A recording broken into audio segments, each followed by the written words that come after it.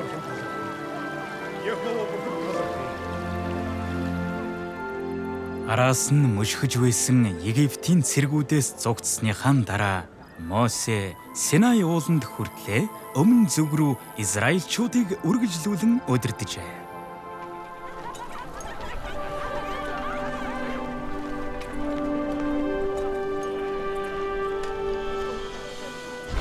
Яхова бурхан Синай уулан дээр суу алдартайгаар бууж ирээд Израильчуудад өгөх өөрийн тушаалуудыг Мосегоор дамжуулан гаргав. Бурхан энэ бүх үгийг хэлсэн юм. Чи миний өмнө өөр бурхадтай байж болохгүй. Чи өөртөө зориулан ямар нэгэн сээлсэн дүрс бүү хий. Чи тэдэнд мөргөж тэдэнд үйлчилж болохгүй. Чи өөрийн бурхан Яхавагийн нэрийг дэвий бүр дурд.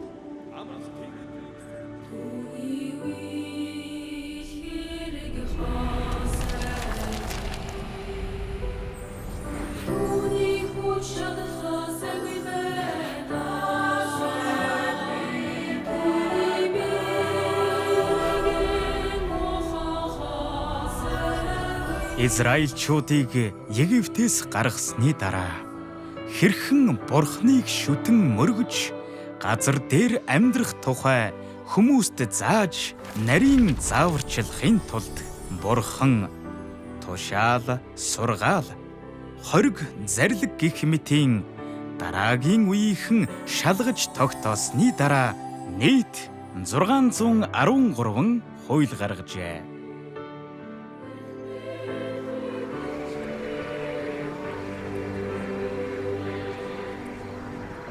Эдгээр тушаал хууль нь хүн төрлөختнийг хэрхэн амьдрах талаар залж чиглүүлж, хүний ааш авирыг зохицуулж, ёс суртахууны стандартыг хэмжих хамгийн эртний дэлгэрэнгүй нөхцөл байв.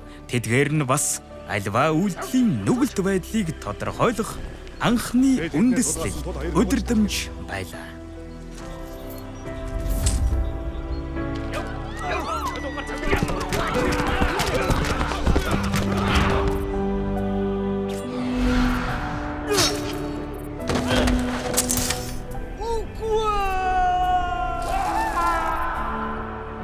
Эдгээр нь үндсэн хууль тогтоох тухай тэмдэг стандартыг хожимын үеийнхэнд өгсөн билээ.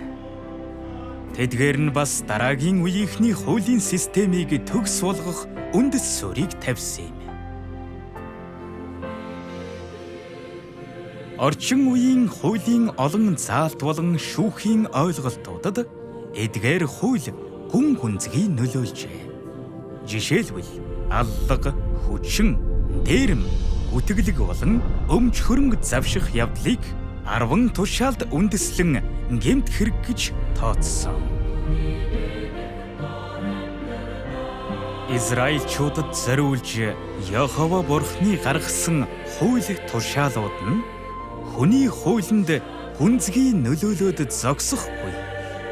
Мөн хүний нийгэмдэх ёс суртахууны соёл иргэншил болон ардчилсан байгууллагуудын үүсэл бүрдэлд шийдвэрлэх чухал үүрэг гүйцэтгсэн юм.